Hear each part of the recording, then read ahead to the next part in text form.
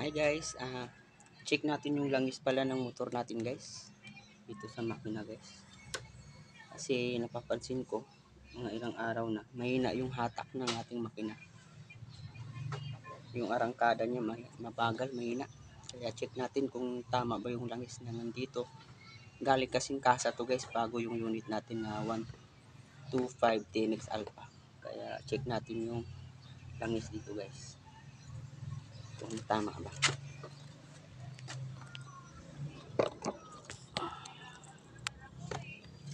Parang ano siya, nalulunod siya guys sa arangkada guys.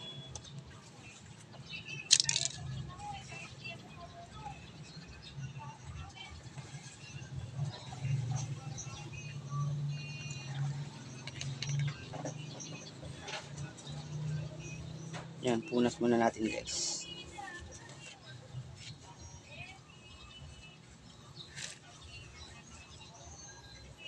Sa pagsusukat pala ng TMX Alpha guys, sabi sa i-dip lang daw natin yung dipstick, huwag natin isasarado.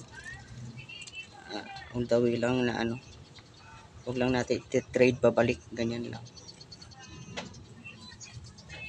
Ayan nga guys, oh.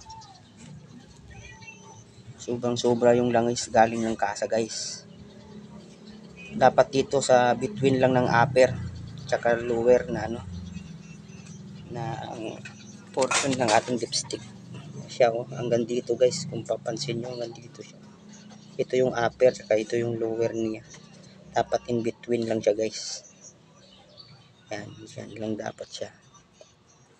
So sobra nga yung langis, kaya nga parang nalulunod yung pag-aarangkada yung motor natin, mabagal. So magdi-drain tayo guys. Ang pagdi-drain pala guys, hindi natin dito bubuksan yung pagdi-drain. Kasi mauubos yung langis mo dyan pag dito ka magdi-drain. Tuloy-tuloy ang tulo niyan. Hindi mo makokontrol yan kasi mahirap dyan.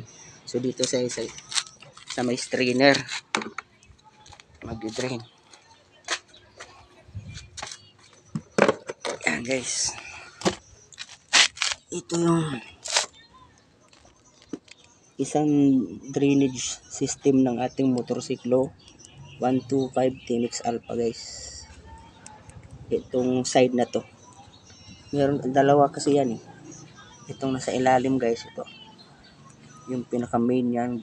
Kung gusto mong ilabas lahat ng langis, dito tayo mag-drain, pero magbabawas lang tayo ng langis guys, kaya dito lang ng oil babawasan natin kasi sobra yung nilagay ng kasa guys. Siguro sinadya nila yan para hindi magkulang sa langis yung motor guys.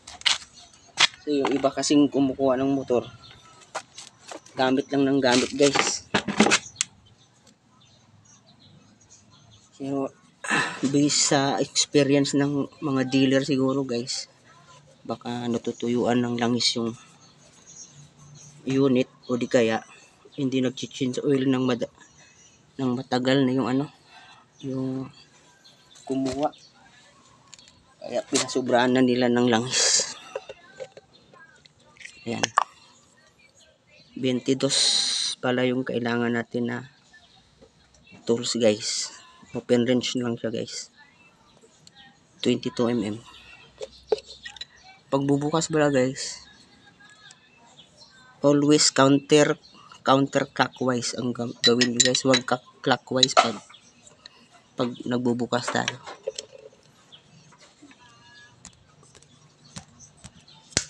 Yun, counterclockwise lagi guys pag nagbubukas. Huwag tayong magbukas ng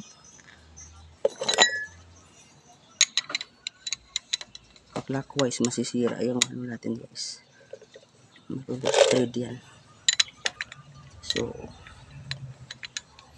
dandahanin natin, baka tumilapon yung kamayin na natin guys, kasi bawas lang naman to.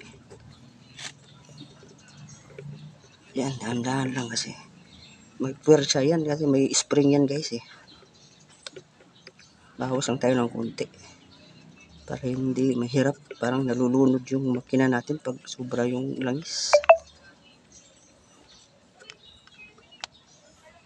Yan, bukas na siya guys.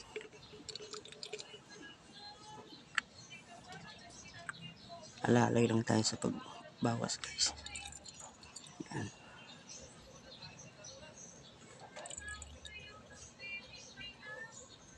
Yan. Tsaka applyan natin ng pwersa pabalik, patulak.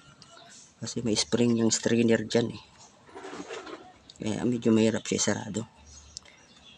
At sa pag pala, hand tight lang muna guys, kasi para kahit na tumabingi yung pagsasarado natin, hindi masisira to.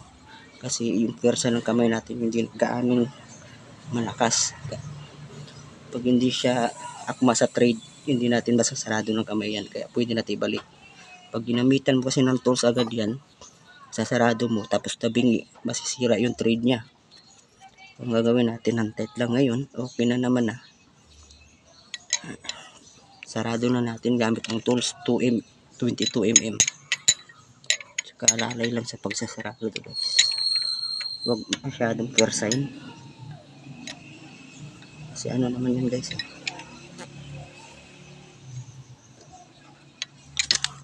Dapat saktong higpit lang, pagka alam mong higpit na, okay na yan. Kasi pag mainit yung makina, kusa namang magtataitin yan. Hihigpit ng kusa yan pag mainit yung makina guys. So ayan, kapag bawas na tayo ng konti guys, so check natin ulit dun sa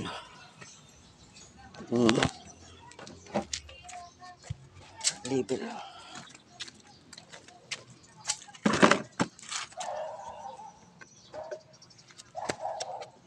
Check natin ulit ang dami guys, kung tama yung pagbabawas natin. Kung hindi, balik lang natin yung binawas natin. Malinis naman yung pinaglagyan natin.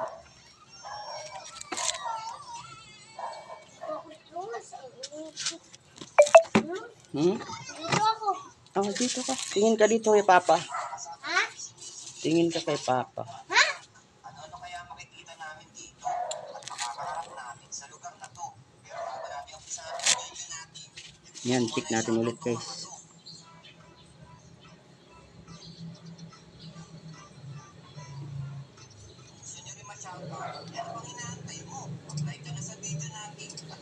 Yung madami pa rin guys. Oo naman, sino ba namang hindi may excite eh. Kaiba itong pinuntahan natin.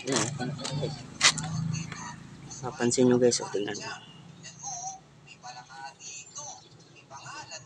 Nandito na siya sa sa gitna ng upper tsaka ng lower level tsaka upper level niya.